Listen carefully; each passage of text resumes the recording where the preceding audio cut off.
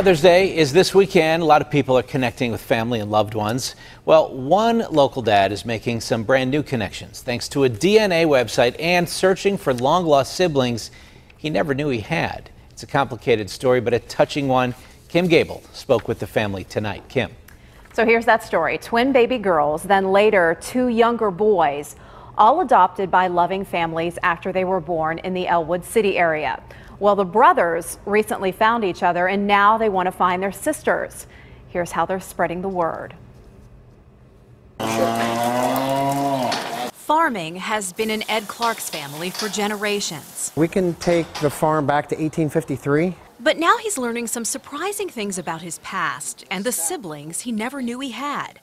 Ed just met his half-brother Matt over the weekend, both adopted at birth by different families. Matt now lives in South Carolina. But growing up, he went to Neshannock and I went to Mohawk. So we were neighboring school districts growing up, and we were a year apart. I always knew there was probably somebody out there. I didn't know who or what or where they were.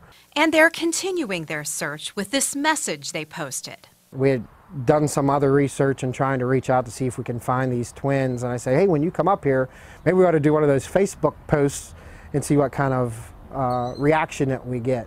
Ed and Matt initially connected through Ancestry.com after Matt had already gathered some clues from a private detective. We talked to Matt via FaceTime. I don't think Ed or I are actually looking to get a new family. We have our adopted families, and those are who we know and love. But you know, blood is blood, and those girls are out there. I just want to know they're okay. Yeah, we don't know. Were the twins adopted and kept in this area, or you know, are they elsewhere? We just don't know. Seeking answers to questions that could create even more connections, like the new bond these brothers now share.